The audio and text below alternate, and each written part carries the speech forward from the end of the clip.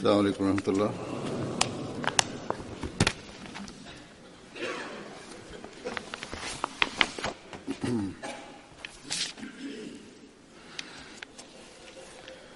أشهد أن لا إله إلا الله وحده لا شريك له وأشهد أن محمدا عبده ورسوله أما بعد فأعوذ بالله من الشيطان الرجيم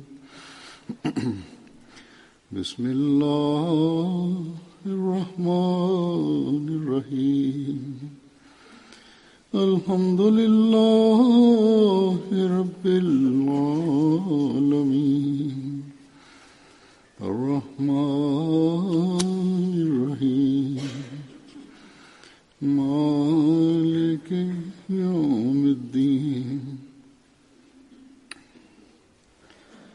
إياك نعبد وإياك نستعين اهدنا الصراط المستقيم صراط الذين أنعمت عليهم غير المغضوب عليهم ولا الضالين.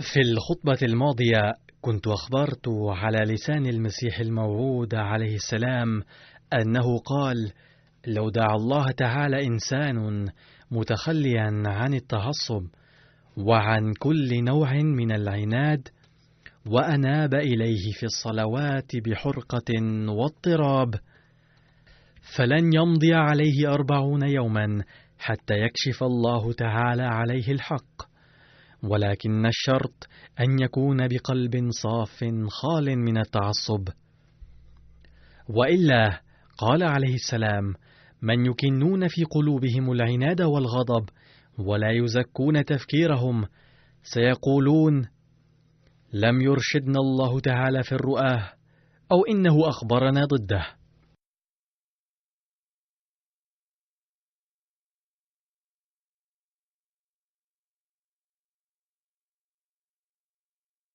باختصار، يتلقى الرشد من الله تعالى الذين يقومون بهذا الشيء بصفاء القلب، وقد أرشد الله تعالى الكثيرين من خلال الرؤى في حياة المسيح الموعود عليه السلام أيضا،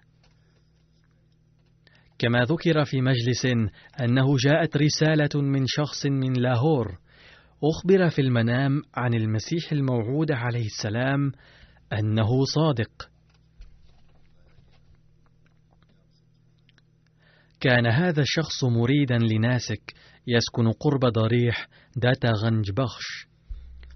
ذكر هذا الشخص الأمر عند ذلك الناسك، فقال: إن حيازة المرزا المحترم تقدما في هذه الفترة الوجيزة دليل على صدقه. كان هناك مجذوب آخر فقال: دعني أنا أيضا أسأل الله. فقال في اليوم التالي بأن الله تعالى قال: المرزا مولاه.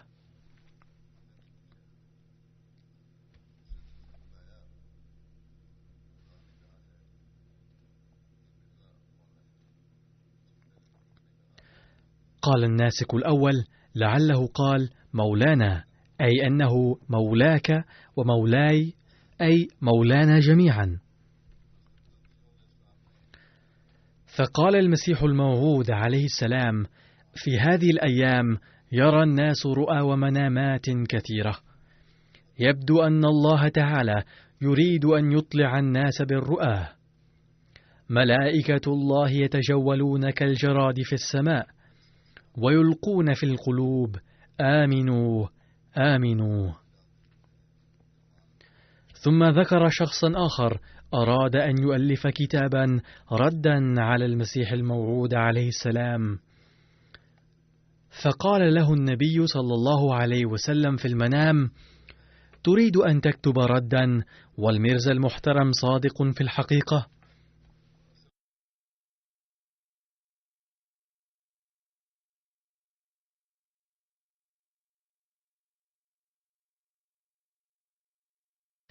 فهكذا يهدي الله سليم الطبع لإنقاذهم من تصرفات باطلة، إذ كان هذا الرجل معارضا وعزم على تأليف كتاب ضد حضرته، ولربما كانت لديه حسنة خفية فعجبت الله فنهاه عن ذلك في الرؤيا.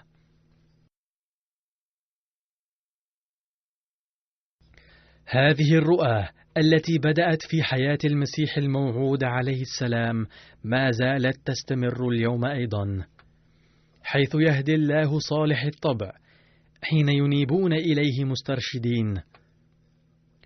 من الملاحظ أن الله يهدي بعض الناس إلى أن المسيح الموعود قد جاء وهم لا يكونون على علم به، وأحيانا يعرفه بعض الناس ويسألون الله التوجيه بخصوصه فيرشدهم.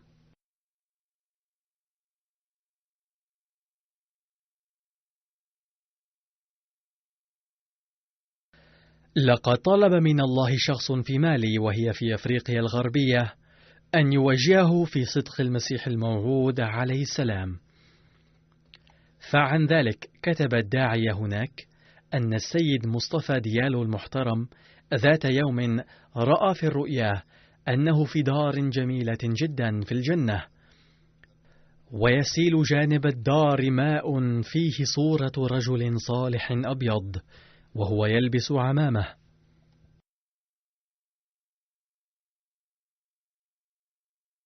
بعد هذه الرؤيا بفترة وجيزة ذهبت لزيارة صديقي ورأيت في بيته صورة ذلك الرجل الصالح، وسألت صديقي عن هويته فقال: هذا هو الإمام المهدي. فسردت له رؤياي وطلبت منه مزيدا من المعلومات عن الجماعة الأحمدية، فقال لي صديقي الأحمدي: اليوم لدينا اجتماع شهري، يمكنك أن ترافقني وبإمكانك أن تسأل داعيتنا هنالك أي شيء تريد. فاشتركت في الاجتماع وأعلنت بعده انضمامي إلى الجماعة الإسلامية الأحمدية، وقلت أيضا بأني أريد أن يقبل إخوتي وأخواتي أيضا الصدق والحق، لذا عندما أصل إلى البيت سأخبرهم بالموضوع وسأبايع غدا معهم جميعا بإذن الله. فعندما اجتمعوا عند السحور في اليوم التالي أخبرتهم عن الأحمدية وسردت لهم رؤياي عن الأحمدية وقلت لهم أن يبايعوا هم أيضا، فلامني الجميع وقالوا: لا حاجة لك لاعتناق مذهب جديد. قلت: أنا سأبايع حتما. وبعد صلاة الفجر غفوت غفوة خفيفة ورأيت في المنام أن المسيح الموعود عليه السلام ينصحني بقراءة الآيات 30 إلى 33 من سورة الحجر.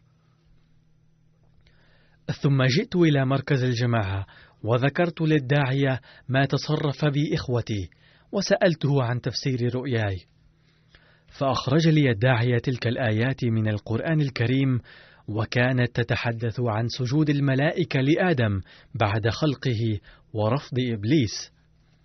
فقال لي الداعية أن فيها إرشادا من الله تعالى على ما جرى لك صباح اليوم، وأن بيعتك تدل على أن سلوكك هو سلوك الملائكة.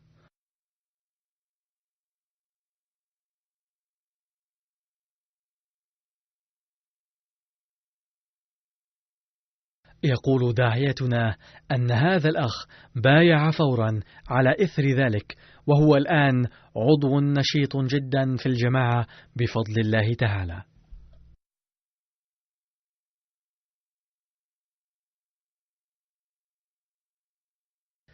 كذلك سرد أحد الإخوة السيد كوني آدم، وهو من المبايعين الجدد من مدينة غرالو في ساحل العاج، حادث انضمامه إلى الجماعة الإسلامية الأحمدية بناء على رؤياه، فقال: لقد رأيت في المنام أنني ذهبت إلى مسجد لأداء الصلاة، وإذ به مليء بالمصلين، فرشت سجادتي للصلاة في جانب، فجاءني شخص وسألني: إلى أي فرقة من المسلمين انتماؤك؟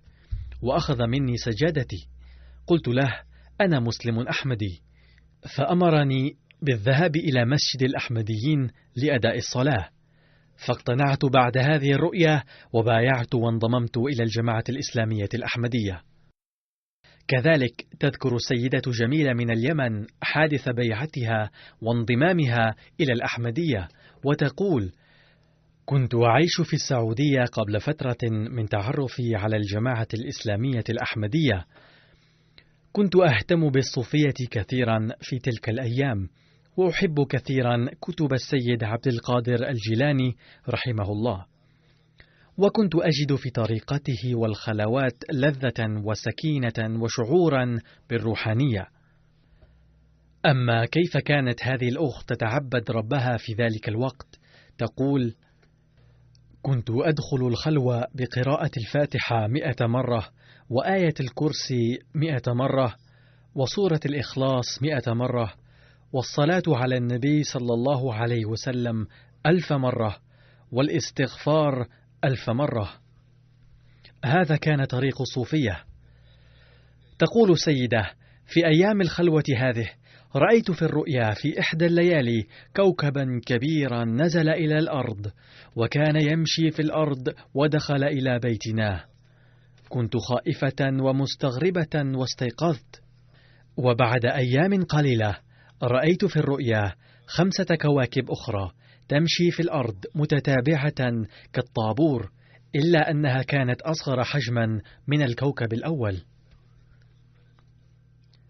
لم يتضح للسيدة جميلة تفسير الرؤيا، ولكن الغالب على ما يبدو هو أن المراد من الكوكب الأول الكبير هو المسيح الموعود عليه السلام، والكواكب ال5 الأخرى هي إشارة إلى الخلفاء ال5. على أي حال، تقول: لما تعرفت على الجماعة الأحمدية من خلال مشاهدتي لقناة MTA ازداد شوقي لمعرفة المزيد، ولقد نشأ حب المسيح الموعود عليه السلام في قلبي، وأخذ هذا الحب يزداد أثناء مشاهدتي لMTA، إلى أن تيقنت من أن حضرته هو إمام الزمان. وأثناء تلك الفترة سمعت في برنامج الحوار المباشر أن من يريد البحث في صدق الإمام المهدي عليه السلام عليه أن يقوم بالاستخارة ويسترشد الله تعالى. فاستخرت وصليت 2 ركعتين بالطريق الذي ذكر في هذا البرنامج ونمت، ورأيت في نفس الليلة في الرؤيا أنني في جموع من الناس في مكة المكرمة، وهم على أطراف أقدامهم وتشرئب أعناقهم ليشاهدوا شخصا ما. وفي هذه الأثناء سمعت صوتا جهوريا يقول: يا أيها الناس، قد جاء إمامكم، يا أيها الناس، جاء الإمام المهدي. فنظرت إلى تلك الجهة إلى أن رأيته يخرج على الناس في مقام عال وعلى مرأى من الناس. وجهه الكريم كان مثل البدر، وعيناه كانتا حزينتين. فلما حدقت في وجهه فإذا هو ذلك الإمام المهدي والمسيح الموعود الذي رأيته على قناة MTA، فأخذت بالبكاء بحرقة. كان زوجي ساهرا عندما كنت أرى هذه الرؤيا، وكان جالسا قريبا مني، فأيقظني وقال: كنت تئنين وتبكين بشدة، ولاحظت عند استيقاظي أن عيني كانت تفيضان بالدموع. تقول هذه السيدة: بعد هذه الرؤيا تيقنت بأنه الحق، وهذا الشخص هو إمام الزمان، فقررت مبايعة هذا الإمام. هذه السيدة من اليمن، ويعلم الجميع أن أوضاع اليمن في هذه الأيام سيئة جدا، حيث أغلقت عليها جارتها السعودية كل الطرق الجوية والبحرية، وهناك عراقيل كثيرة توضع دون وصول أي معونة إلى هناك، والأطفال والنساء والمسنين الأبرياء يموتون جراء عدم توفر الغذاء والمرافق الصحية والعلاج. أصبح المسلم يقتل المسلم، والسبب في ذلك هو أنهم لا يؤمنون بإمام الزمان. أدعو لهم أن يغير الله تعالى ظروفهم، وأن يتنافسوا في أجواء الحرية واليسر والرخاء رحمهم الله تعالى.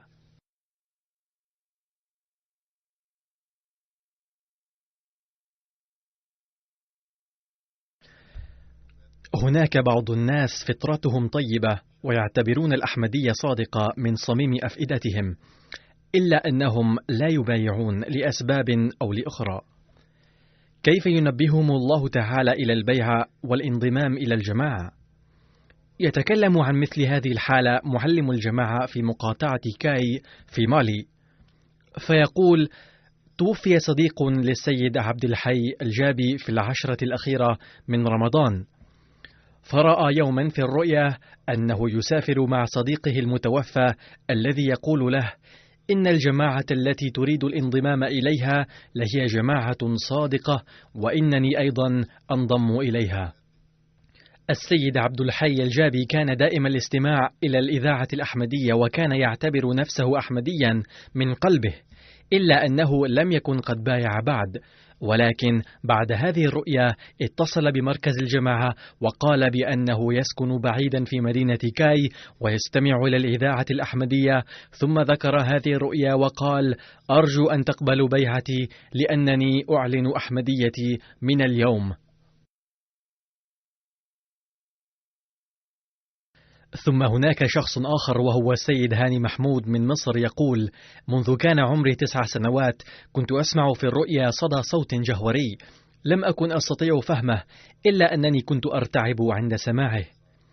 فلما تعرفت على قناة الجماعة MTA في عام 2010 وسمعت عليها بعض المقتبسات من كلام المسيح الموعود عليه السلام بصوت السيد محمد شريف عودة والسيد أسعد موسى عودة، فهمت مباشرة أنه ذلك الصوت الذي كنت أسمعه في الرؤى منذ أن كان عمري 9 سنوات. فطفقت واستمع إلى MTA بكل شوق. كان كلام المسيح الموعود عليه السلام وقصائده تترك في قلبي أثرا عجيبا، وكلما تصورت وجه النبي صلى الله عليه وسلم كانت صورة المسيح الموعود عليه السلام تمثل أمام عيني. وفي أحد الأيام كنت أشاهد MTA وكانت صورة المسيح الموعود عليه السلام على شاشتها، فخاطبته بصورة عفوية وقلت: أستحلفك بالله أن تخبرني إذا كنت صادقا في دعواك أم لا. بعد ذلك خرجت للعمل، ولما عدت مساء وفتحت التلفاز فورا على MTA سمعت عليها هذا المقتبس من كلام حضرته عليه السلام: يا قوم إني من الله، إني من الله، إني من الله، وأشهد ربي أني من الله. فلما سمعت هذا الكلام سقطت على ركبتي وأخذت أقبل صورة حضرته عليه السلام على شاشة التلفاز وأقول بصورة عفوية: عليك السلام، عليك السلام. وهكذا خلال لحظة واحدة من الزمن صارت الأحمدية كل شيء لي. وبعد ذلك بايع هذا الأخ.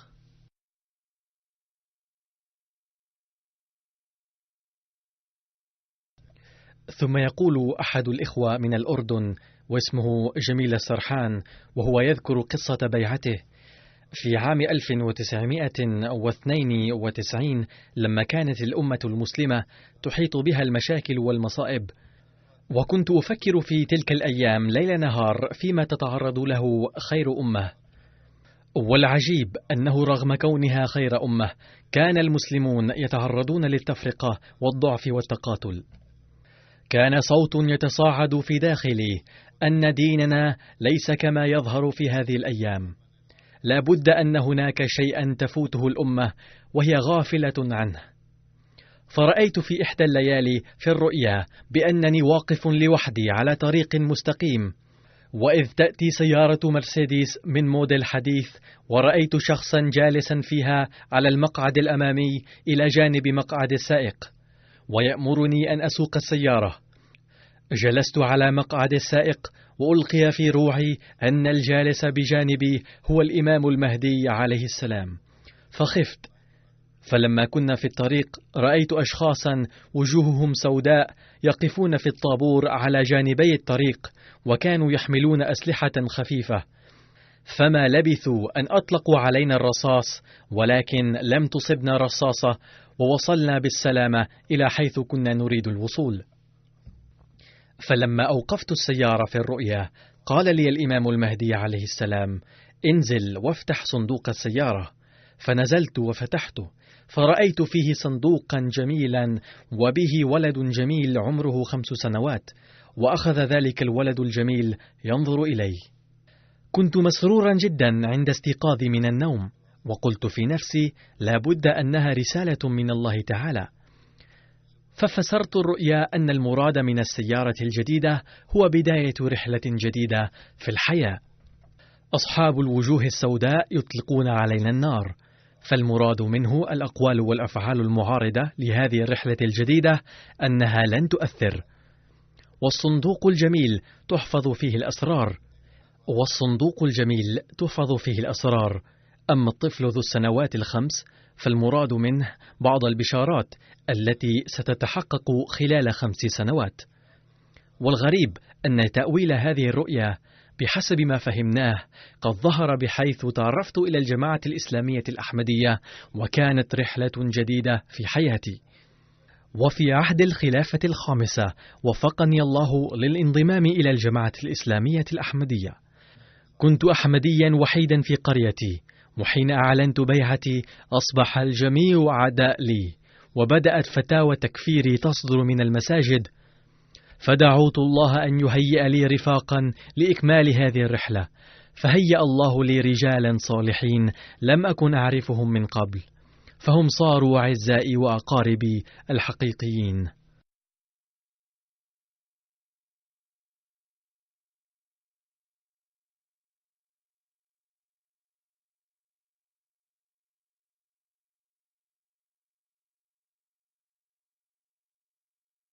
ثم هناك أحمدي آخر من سوريا ومقيم في كندا واسمه محمد عبد الله، يقول: كنت أعمل في محل وتعرفت ضمن المشترين إلى شاب أحمدي، ولما تطورت علاقتي به أخبرني يوما عن معتقدات الجماعة والمفاهيم الجديدة التي تبينها، ثم أعطاني يوما ترجمة عربية لكتاب فلسفة تعليم الإسلام، فتأثرت جدا بقراءة هذا الكتاب، وعجبتني جدا الأمور العقلانية الواردة فيه.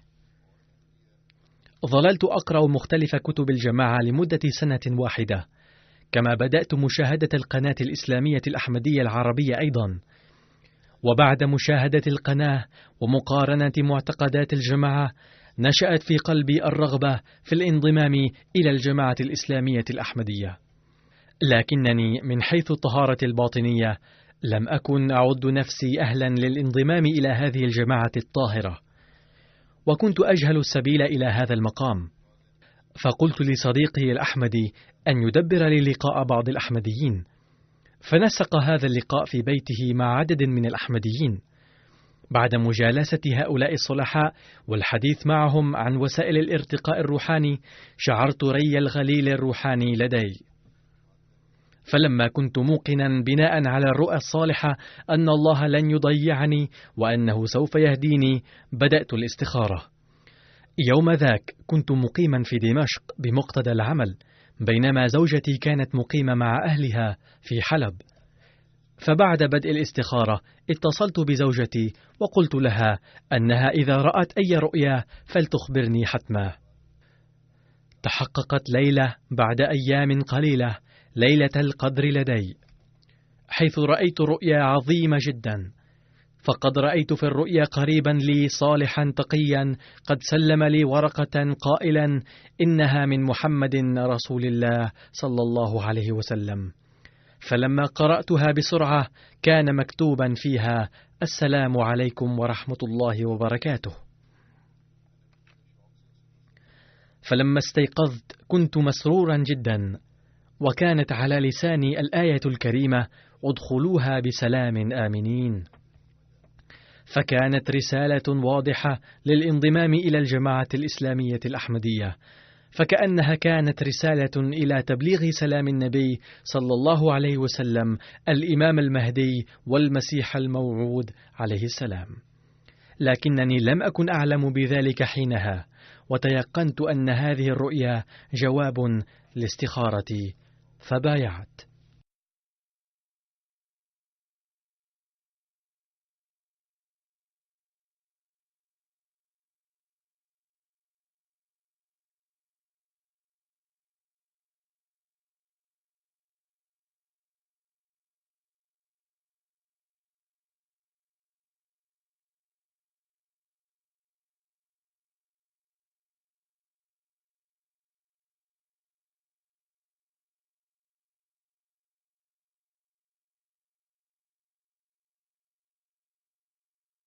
ثم تسرد سيدة سورية قصة بيعتها قائلة: قبل تعرفي إلى الجماعة الأحمدية انضممت أنا وأختي إلى جماعة حسبناها صادقة، لكنه تبين لنا لاحقا أنها قد اخترعت لها شريعة خاصة باسم الشريعة، فتضرعت إلى الله وقلت له: يا إلهي، أين اليوم دينك الصحيح؟ وأي جماعة تتمتع بتأييداتك اليوم؟ وبعد الدوام على هذا الدعاء بضراعة شعرت كأن نورا عظيما دخل جسمي، فأكثرت الدعاء والابتهال حتى كان صوتي يعلق في حلقي من شدة البكاء. وفي هذه الحالة شعرت كأن شخصا يقف بجانبي وأنه جاء لمواساتي، فقلت في نفسي بعد رؤيته: من هذا؟ ولم أتلقى الرد. وفي اليوم التالي أيضا تضرعت وبكيت كثيرا، فطرعت علي الحالة نفسها، فرأيت ذلك الشخص معي مرة أخرى. وحين حصل لي ذلك مرة ثالثة قلت لله بصوت عالي: يا إلهي، أخبرني من هذا الرجل، ولماذا أراه مرة بعد أخرى؟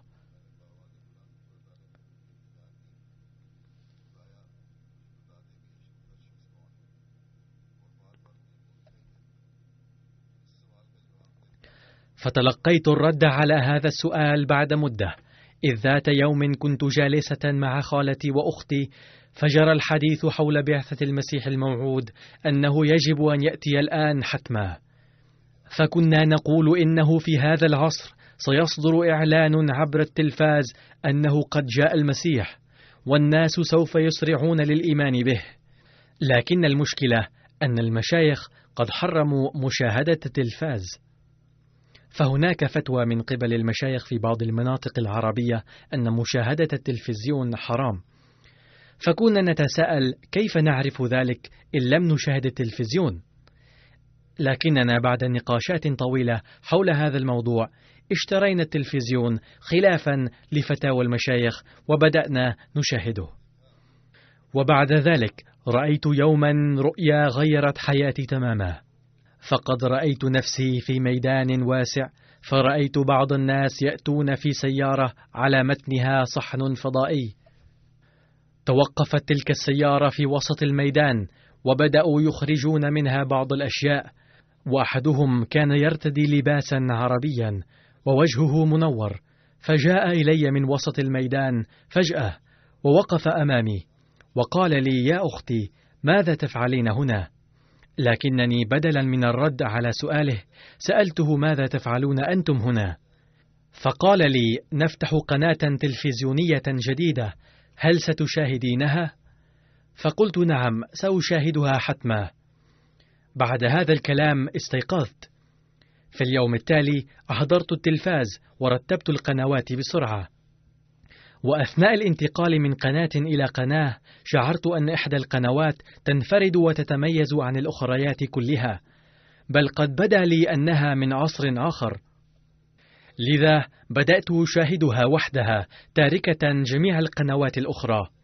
فكانت قناة MTA وكان يبث برنامج الحوار المباشر.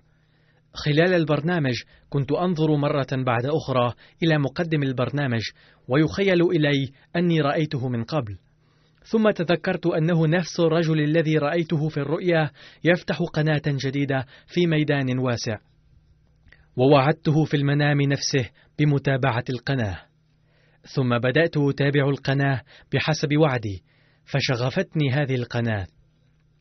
ذات يوم كنت أشاهد برنامجا وسمعت فيها كلمات الإمام المهدي والمسيح الموعود، فانتبهت لها.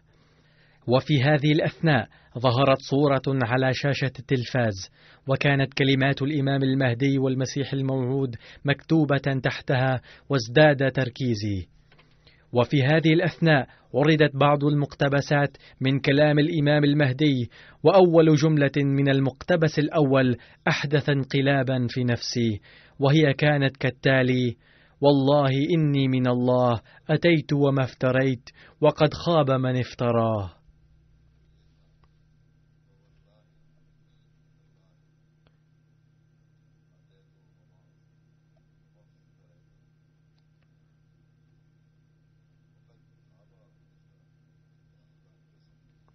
وما إن سمعت هذه الكلمات قلت لا شك أن هذا كلام صادق، وهذا الشخص صادق في دعواه يقينا، وهو المسيح الموعود والإمام المهدي. وأثناء المقتبس عرضت صورة المسيح الموعود عليه السلام مرة أخرى، وفي هذه المرة اهتز كياني برؤيتها، لأنه كان الشخص نفسه الذي كنت رأيته في حالة الكشف حين قلت لله تعالى مبتهلة في دعواتي: أين دينك الحق اليوم؟ وأي جماعة تحظى بتأييدك؟ وحينها كان هذا الشخص نفسه جاء لمواساتي، وكنت قلت في قلبي برؤيته: من هذا الشخص يا ترى؟ والآن حين رأيت صورة ذلك الشخص على القناة تذكرت كشفي وفهمت تعبيره، وأخبرني الله تعالى أن هذا هو الشخص الذي أؤيد جماعته، وهي جماعة تمثل دين الله الحق.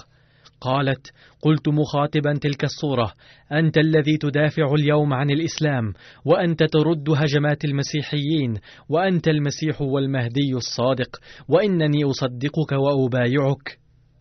قلت هذا مع أنني لم أكن أعلم حينها بأن بيعة المسيح الموعود ضرورية. أخبرت أقاربي عن هذه القناة وعن هذه الجماعة، فلم يتخذ معظمهم كلامي بالجدية، إلا أن أختي وخالتي شاهدتا MTA عدة مرات وقررتا البيعة.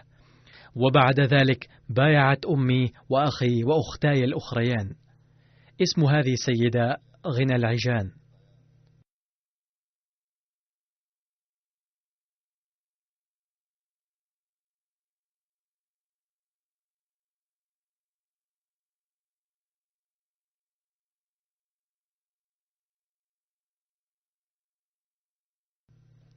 ثم هناك شخص مصري واسمه سعيد رخاء يقول: رأيت في الرؤيا قبل أن أتعرف على الأحمدية بفترة أنني في ميدان واسع فيه خيمة جميلة يحرسها عدة أشخاص، وقال لي أحد الحراس: كيف أتيت هنا؟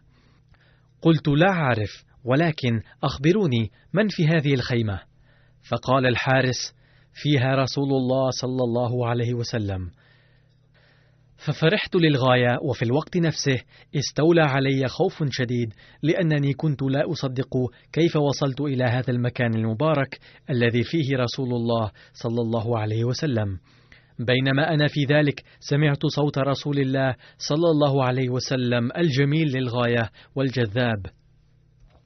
قال صلى الله عليه وسلم: إنك تحترمني، ولكن لماذا تركت شيمة؟ كن جاهزا لأنها آتية. ففتح باب الخيمة، وخرج النبي صلى الله عليه وسلم في رداء أزرق سماوي اللون. ومن جهة أخرى جاءت بنت صغيرة مرتدية زي المدرسة واسمها شيمة. ووقف جميع الحراس في صفين واستقبلوا رسول الله صلى الله عليه وسلم وهذه البنت.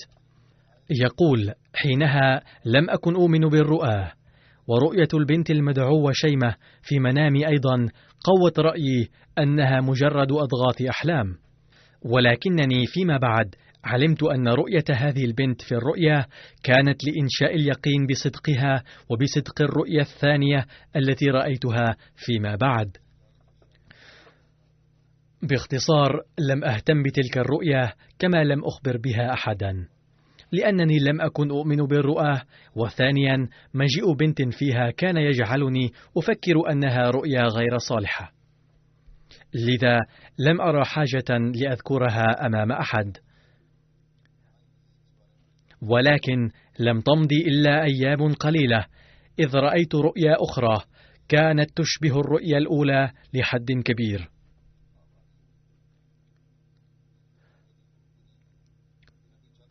رأيت فيها شخصا حنطي اللون، فسألت من هو؟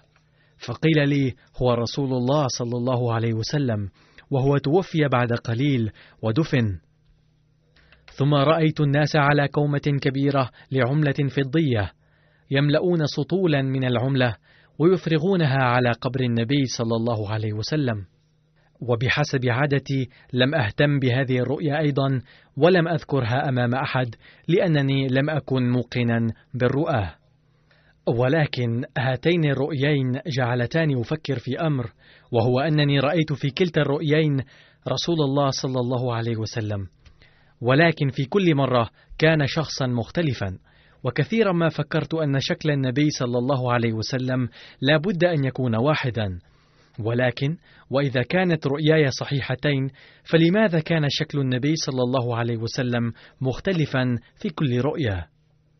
يقول: بعد أيام حين كنت في محل الكتب الذي أعمل فيه، وكنت أنظف الكتب وأرتب الجرائد والمجلات، اندهشت للغاية حين رأيت صورة على صفحة إحدى الجرائد، وهي صورة بنت لم تكن عادية، بل هي صورة شيمة التي كنت رأيتها في الرؤيا قبل أيام. ولأنني لم أكن متعلما، فسألت بعض أصدقائي عن قصة هذه الصورة، فعرفت أن هذه البنت قتلت في عملية إرهابية قبل سنوات قليلة. ولأنني لم أكن متعلما وما كنت راغبا في الجرائد ولا في الأخبار على التلفاز، لذا لم أطلع على هذا الخبر ولم أسمع به من قبل. ولكن برؤية صورة شيمة أيقنت أن رؤياي الأولى صادقة، ومجيء البنت فيها كان لكي أوقن بصدق الرؤيا. وبعد هذا الحادث أيقنت أن الرؤيا الثانية أيضا صادقة يقينا. ولكنني لم أفهم لماذا كان شكل النبي صلى الله عليه وسلم في الرؤيا الثانية مختلفة. وبعد سنوات من ذلك كنت أقلب القنوات على التلفاز حتى رأيت MTA، وكان برنامج الحوار المباشر يبث عليها في ذلك الوقت، وكان النقاش حول وفاة المسيح عليه السلام. لم أكن متعلما وما كان لدي إلمام بالدين، لذا بدأت أستغرب هذه الأمور. وبعد قليل قال السيد شريف عودة في البرنامج: نأخذ استراحة نستمع فيها قصيدة من قصائد المسيح الموعود والإمام المهدي عليه السلام. وكانت تعرض مع القصيدة صورة لشخص حيرتني للغاية، لأنها كانت صورة الشخص نفسه الذي رأيته في الرؤيا الثانية، وكنت أخبرت أنه رسول الله صلى الله عليه وسلم. بعد انكشاف هذه الحقيقة لم أكلم أحدا حول هذا الموضوع، وظللت أشاهد MTA مع زوجتي بكل صمت وهدوء. ثم سألتها بعد شهر: ما رأيك عن هذه الجماعة؟ قالت: أرى أنها جماعة صادقة. ثم أخبرتها عن تفصيل رؤياي التي كنت رأيت فيها المسيح الموعود عليه السلام، وأخبرت أنه رسول الله. يقول الخليفة أي أنه خادم وصادق ومحب صادق لرسول الله صلى الله عليه وسلم، فكان المراد من رؤيته إياه في المنام أن مجيئه هو بعثة النبي صلى الله عليه وسلم الثانية، كما قال النبي صلى الله عليه وسلم. يتابع الراوي ويقول: ظللنا نشاهد MTA إلى 8 أشهر دون أن نبايع، فقالت لي زوجتي ذات يوم: ألست جاهزا للبيعة؟ قلت: لم لا؟ ثم سألتني مرة أخرى بعد أسبوعين: ألست جاهزا للبيعة؟ فرددت عليها الجواب نفسه وقلت: نعم أنا مستعد. قالت: إن لم تذهب أنت للبيعة سأذهب وحدي. فبعد هذا القرار الصارم من زوجتي اتصلت بأفراد الجماعة وملأنا معا استمارة البيعة. أقول في بعض الأحيان تصبح السيدات سببا لتشجيع الرجال ولهدايتهم بسرعة.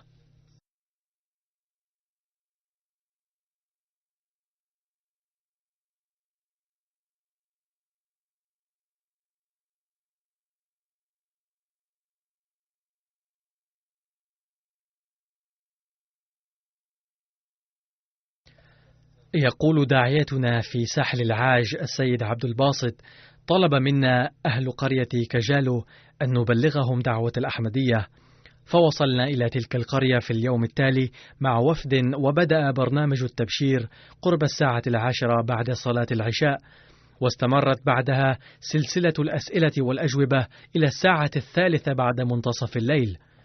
واشترك في هذا البرنامج عدد كبير من المسلمين والمسيحيين. يقول بعض الناس أن الأفارقة يقبلون دعوة الجماعة دون تعمق وتأمل، ولكن هذا ليس صحيحا، بينما استمرت سلسلة التبليغ والأسئلة هناك إلى 5 أو 6 ساعات.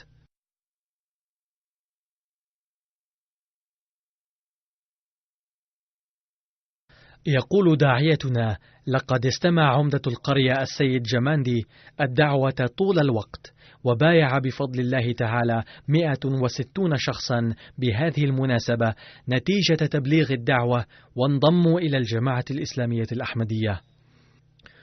ثم عندما ذهبنا إلى عمدة القرية في 8:00 صباحا لنزوره في بيته، كان هناك بعض المبايعين الجدد أيضا من القرية.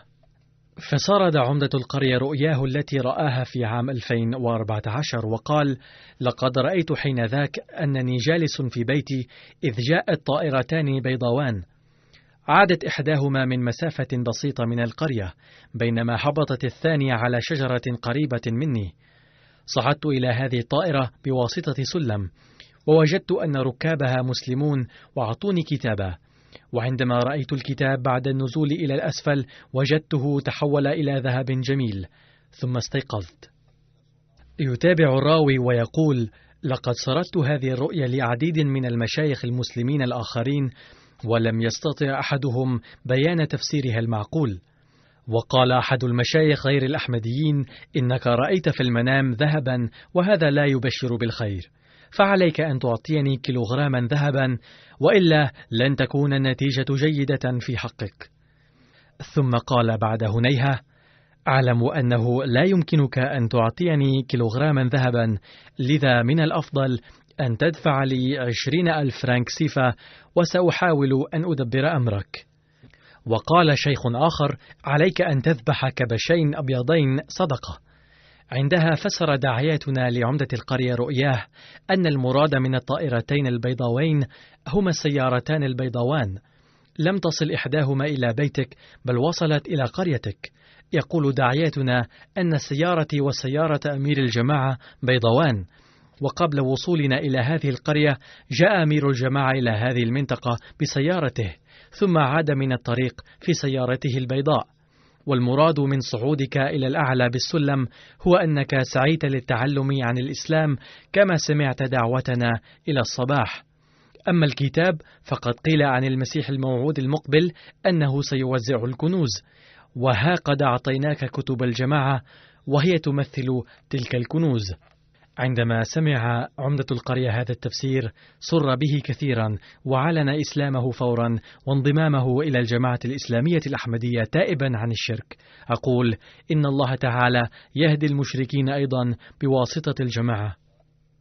تقول السيدة نادية من فرنسا: زوجي كان أحمديا ولكني ما كنت بايعت في البداية، ثم شاهدت فيلما عن مظالم صبت على الأحمديين وأثر في نفسي كثيرا، واضطررت إلى التفكير في الموضوع. كنت أستمع إلى خطب الخليفة، وقد ترك تعليم الإسلام الحقيقي في نفسي تأثيرا عميقا. ثم بدأت أدعو الله تعالى أن يرشدني إلى الصراط المستقيم.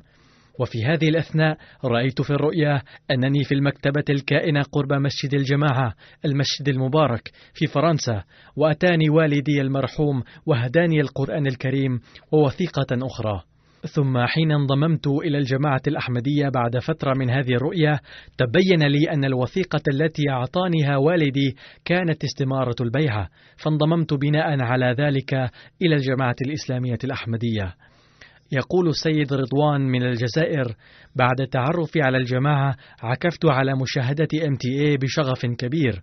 حاول أهل بيتي في البداية أن يمنعوني من مشاهدتها، غير أن منعهم كان مقتصرا على النصيحة فقط، ولكن تحولت النصيحة فيما بعد إلى الضغط، وأمرت أمرا مؤكدا بعدم مشاهدة هذه القناة. فاستخرت الله تعالى نظرا إلى هذه الظروف، فرأيت ذات ليلة أن المسيح الموعود عليه السلام وخلفائه الخمسة أتوا إلى بيتي وأنا جالس بينهم. مع أن الرؤيا كانت وجيزة، ولكنها حملت لي رسالة واضحة. عندما ذكرتها لأهل بيتي قالوا إنها رؤيا عادية جدا، ولأنك دائم التفكير بالجماعة الأحمدية لذا رأيت رؤيا كهذه.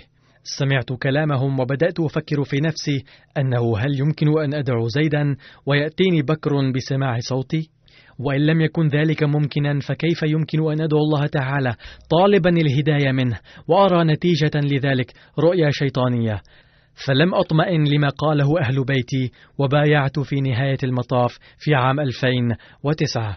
أقول لقد سردت بعض الأحداث فقط بهذه المناسبة من الأحداث الكثيرة جدا من هذا القبيل. ندعو الله تعالى أن يزيد المبايعين الجدد إيمانا ويقينا وإخلاصا وولاء، ويزيد الأحمديين القدامى أيضا إخلاصا وإيمانا.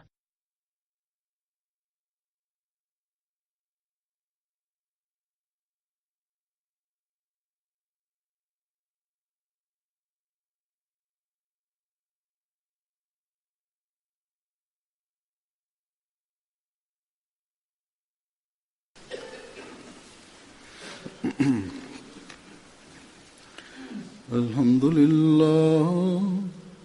لله نحمده ونستعينه ونستغفره ونؤمن به ونتوكل عليه ونعوذ بالله من شرور أنفسنا ومن سيئات أعمالنا. من يهده الله فلا مضل له ومن يضلل فلا هادي له. ونشهد أن لا إله إلا الله ونشهد أن محمدا عبده ورسوله. عباد الله رحمكم الله، إن الله يأمر بالعدل والإحسان وإيتاء ذي القربى وينهى عن الفحشاء والمنكر والبغي يعظكم لعلكم تذكرون. اذكروا الله يذكركم وادعوه يستجب لكم ولذكر الله أكبر.